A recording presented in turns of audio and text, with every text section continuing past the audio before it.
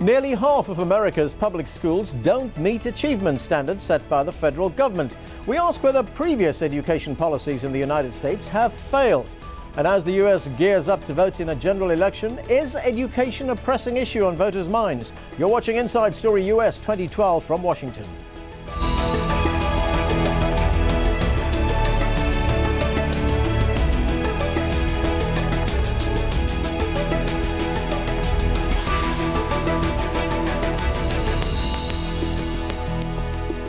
Hello, I'm Anand Naidu. Around 25% of Americans that start high school do not graduate. That's below the rate of most other developed countries.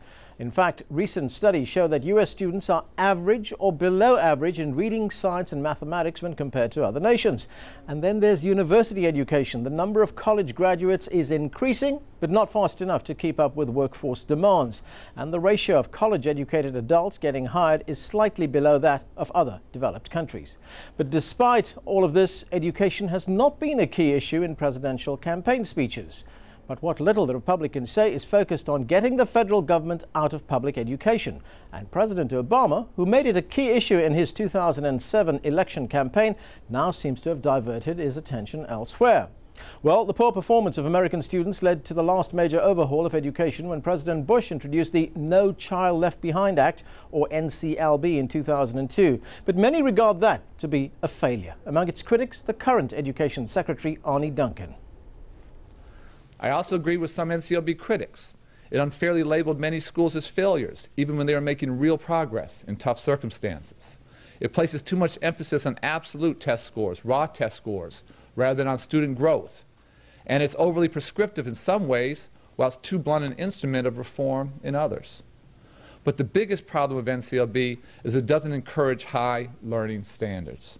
In fact, it inadvertently encourages states to lower them. The net effect is that we are lying to children and parents by telling kids they are succeeding when in fact they are not. We have to tell the truth, and collectively we have to raise the bar. Our failure to do that is one reason our schools produce millions of young people who are not completing college. They are simply not ready for college-level work when they leave high school. Low standards also contribute to the nation's staggeringly high dropout rate.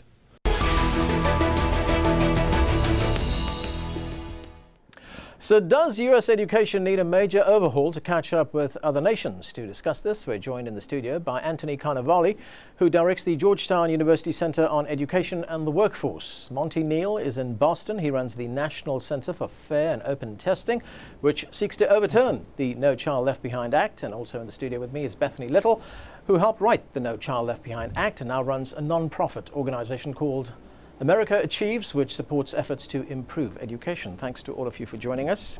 Bethany, we heard there from Arne Duncan, the current Education Secretary, quite an indictment of No Child Left Behind. Do you think that criticism is justified? I think there's no doubt that No Child Left Behind has seen its best day. There were some serious changes that needed to be undertaken in our country 10 years ago when No Child Left Behind passed, and we've seen some improvement out of that.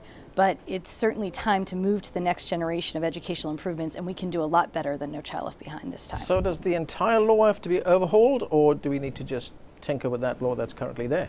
I think it needs to be updated. I think we need to recognize what we've learned in 10 years and how much education has changed and how much the expectations for education have changed. And so I think that's really about a remodel of No Child Left Behind. All right, let's go to Monty Neil over there in Boston.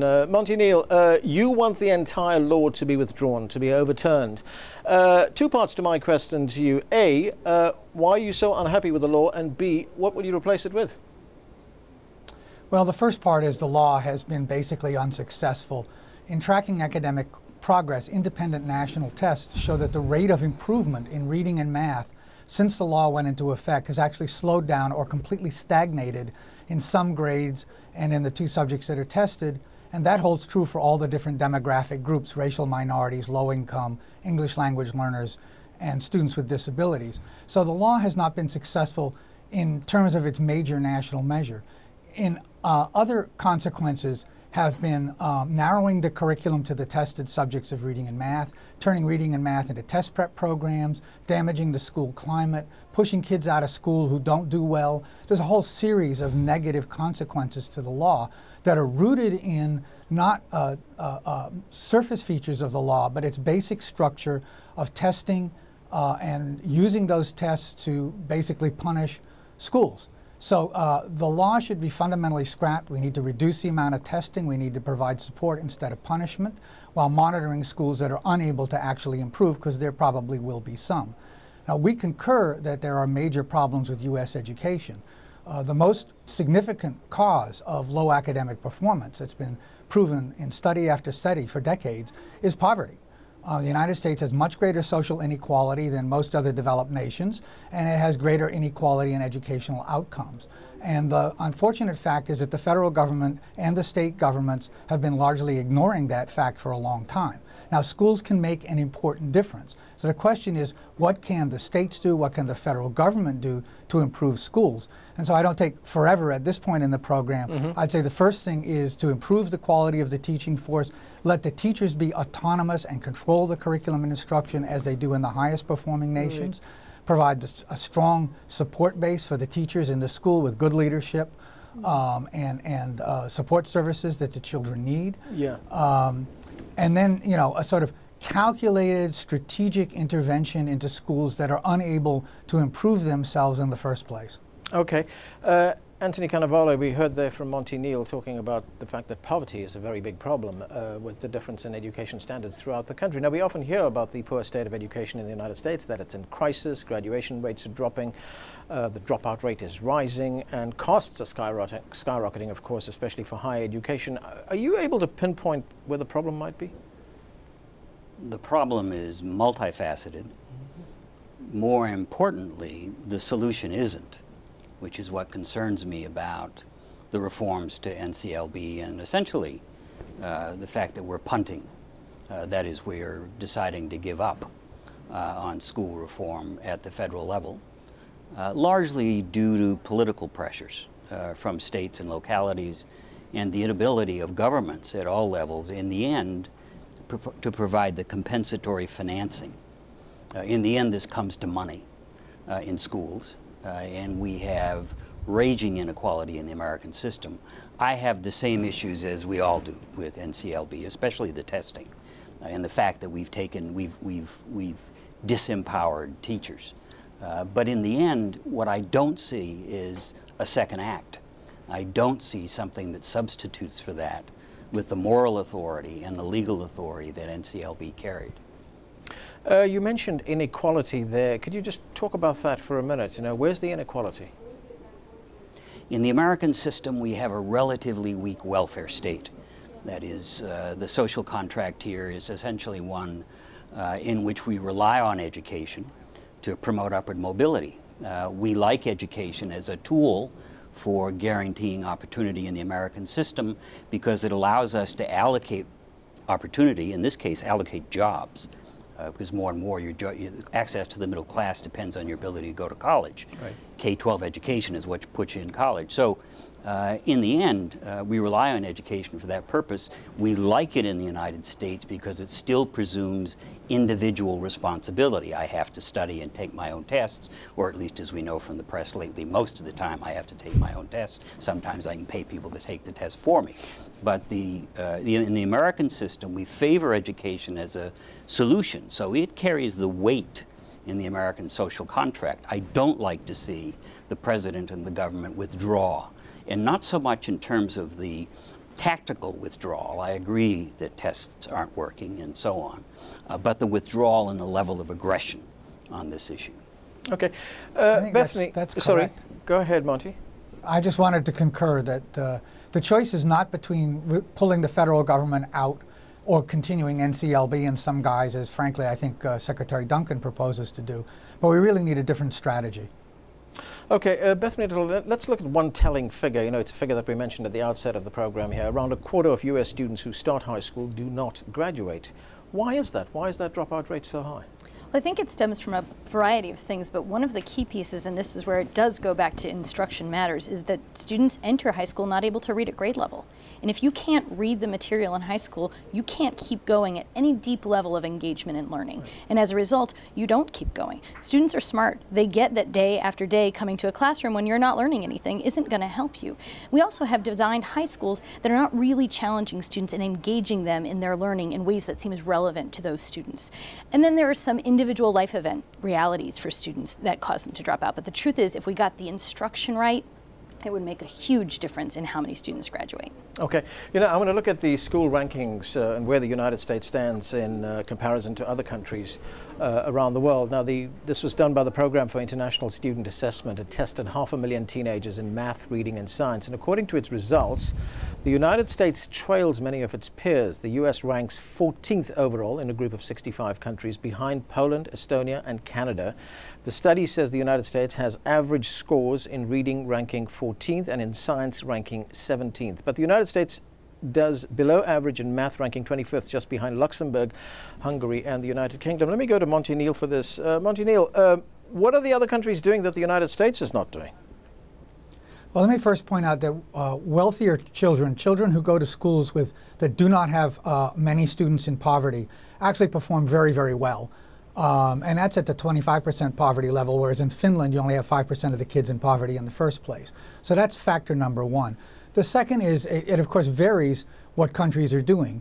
But if we take a look at Finland, which sits pretty much atop, and Singapore is not a great deal different, they decided the most important thing to do was to build a high-quality teaching force, allow those teachers to have autonomy, not just individually, but as groups within schools, so that the teachers collaborate with each other, and to make sure that the social supports for both the school and what goes on in the school and for the children are in place. I think those are the core functions. I agree with Bethany. If you got instruction right and you had a caring atmosphere with a good, strong, positive school climate, many more students would stay in school and they'd be learning a lot more. But we have to build that from a different approach. The United States has basically avoided the issue of building a high-quality teaching force for all of this basic 25, 30 years of so-called school reform, and now using more standardized tests to judge teachers and to try to drive some out of the profession that way is only exacerbating some of the worst tendencies of the profession and not creating the high-quality teaching force with the necessary autonomy to do the job well. Okay, Anthony, let me ask you about that. Do you believe that U.S. teachers have the necessary qualifications to do their jobs properly? I mean, I saw one suggestion that the U.S. should make admission to teacher training schools a lot more competitive, should raise the criteria for that. In the American case, teaching is a rank and file profession, like police and fire. It's a public profession. And as such, it is generally regarded by students in America as the other thing, the second best choice for a career. And so the teachers get hired behind the accountants, the engineers, the scientists, the managers. It is the lowest paying of our bachelor degree college graduate professions, and continues to be. Has always been and continues to be, and the gap is widening. If you graduate as an engineer in America, you'll make $90,000 a year, basically $5 million over a 45-year career. Teachers start out at $30,000 to $35,000 a year. So it's fine to say we need to get better teachers, but it's hard to imagine how the labor market is going to step up and allocate our best talent into teaching, which then suggests that we've got to find some way to make teachers more productive. As an economist, my instinct immediately says the answer is technology, but that hasn't worked either. One of the other suggestions I heard was that, you know, class sizes do not have to be as small as they are right now, that class sizes can be a little bit bigger. Charter schools have shown that, you know, class size doesn't really matter, that you still can get good teachers to get into those classrooms. Bethany, is that a solution, that if your class size is a little bit bigger, you could be able to pay teachers more? I think it could help on the margins and in some cases. The truth is, if you had to choose between most parents want a small class for their child, but if you had to ask that parent, would you rather have a smaller class with a worse teacher or a larger class with a really good teacher? They'd take the larger class and the really good teacher, because they know that what matters at the end of the day is the adult in the room with their kids, is the teacher and that person's skill. So could we move to slightly larger classes? Yes, but it does also become harder and harder to teach well as the class gets above a certain size. So there are diminishing returns on that investment. So we have to be realistic about how much we can really get out of that. At the end of the day, I mean, it really is about making sure we look at the problem from a lot of angles, all with a very strong focus on this human capital question of who is teaching our students and what are they teaching them and how are we supporting and helping them to teach better. And I do think when you look at places like Singapore, which ranks at or near the top of the metrics you were talking about, I was recently visiting there, and they showed us how they went at it from 3 angles. They said, we need to talk about the profession as being of a higher value to us as a society. We really need to raise the profile and make it sound important and reward people for it publicly. That'll get you a certain amount. And then they said, we need to actually back that up by paying people better who do it. And that's the piece you were saying, you know, will we step up with the labor market and put the money into making that profession a higher paying profession? And then they said, and we need to make sure the people doing it have the best possible preparation. Well, in Singapore, that's basically one school of education that educates every teacher in the whole country. So they can really focus on upping that teacher preparation. That is not the way the system's designed here. But we really do need to be cognizant that it's a lot of pieces. It's not one thing. Okay, another thing I want to look at is we've been talking about standardized testing. Monty Neil, you were talking about it earlier on. I'm just wondering, for the sake of our viewers around the world, if you could just tell us what exactly is standardized testing and what's good or bad about it in the United States? Well, at its simplest, standardized testing is administering the same questions to a group of test takers under similar conditions and scoring them in a standard fashion, whether it be filling in the bubbles on a multiple choice test or a standard way of evaluating written responses or any other kinds of responses. In the United States, historically, for half a century and more, the dominant form has been the multiple choice question, and those remain the dominant form in every state in the United States, and it looks like it's going to stay the dominant form in a new batch of tests that are being created. So what happens with that is an overemphasis on memorization, finding a wanted answer rather than really thinking, and regurgitation. The United States mandates standardized testing in grades 3 through 8 in reading and math and once in high school. No other country, certainly that I know of, does anywhere near that amount of testing. The average might be 3 grades. Finland does essentially none, for example. Singapore, 3 grades. Japan, 3 grades. The stakes for schools, neither teachers nor students are evaluated based on the standardized test scores, except in the case of students perhaps for college admissions. That's typically the case, which gives them significant weight then at that point. And we don't evaluate schools using standardized tests in countries other than the United States, essentially. So we've got, if standardized tests were used as an indicator without particular stakes attached to it of how well things are going, it's a useful dipstick. It's a good check on the system. But when it's used as a primary accountability tool, it has far more negative consequences than beneficial consequences. Okay, Anthony, do you think that the standardized testing system has to be replaced? I mean, it is a sort of one-size-fits-all system, which doesn't appear to be working around the country. It is. My difficulty is not so much with the tests themselves. Used properly, as Monty says, they can be very, very helpful. A yardstick to tell us where we are and how we're doing. But in the end, in the American system, they're used essentially to confirm and justify class differences, racial differences, ethnic differences, and opportunity. So they become something of a dodge for us. That is, they tend to hide and legitimize the fact that people are born into different banking accounts and different populations in America. Until we get underneath the testing and the justification that it brings, which seems to validate differences in opportunity in the American system and understand that the differences are unacceptable. At that point, I would be much more optimistic about the uses of tests in the system. But as they tend to work now, they essentially validate class and race and ethnicity and participate very actively in the intergenerational reproduction of privilege in the American system. I have to say, I see that slightly differently in that I think we can't accept poverty as destiny in education. I think we have to be willing to believe, and we have proof points, that there are places with good instruction, with good support, students who are born into poverty succeed at high levels, and not in individual cases. There are schools where they're doing it school-wide. So we do have to believe that up front and set that out as a goal for the system.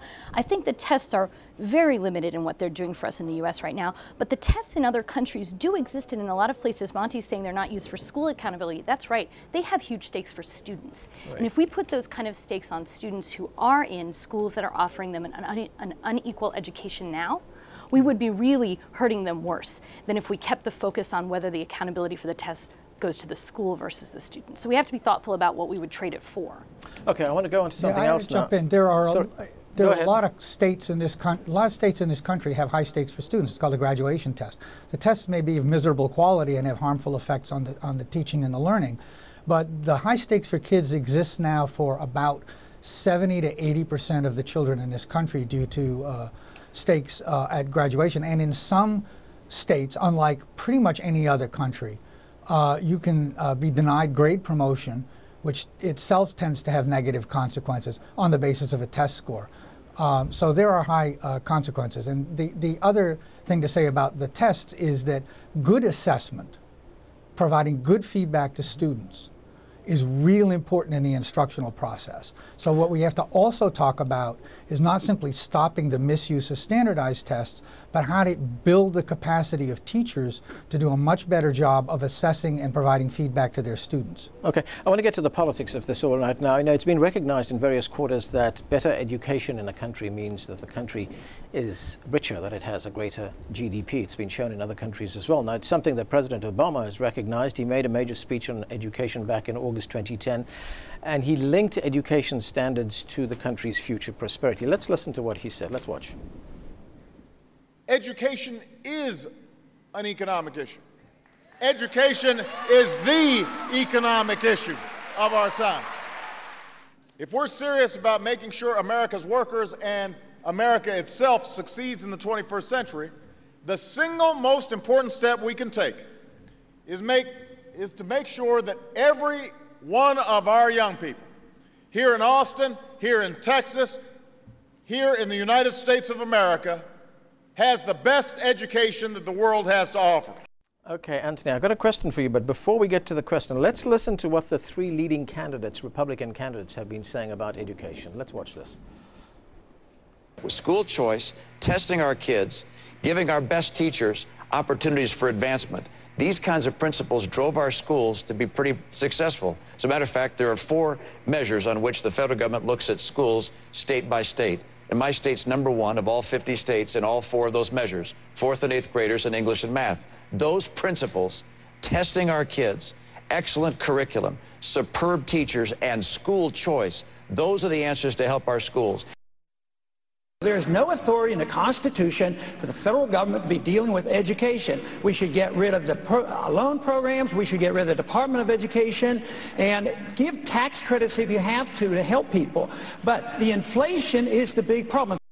The indoctrination that occurs in American universities is one of the keys to the left holding and maintaining power in America.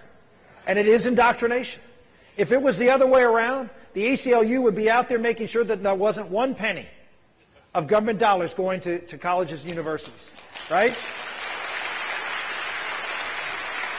If they taught Judeo-Christian principles in those colleges and universities, they would be stripped of every dollar. If they teach radical secular ideology, they get all the government support that they can possibly get.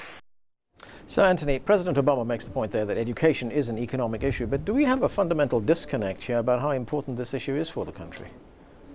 Education is a hotspot in American politics, and much of American politics has turned in the last several years into a debate about philosophy, that is conservative versus liberal philosophy, and that's not very productive. We've become a nation on very practical questions like education that doesn't seem able to get things done. The difference between us and the Europeans and other parts of the world always used to be that they were dreamy and thoughtful. We were shallow, but we got things done.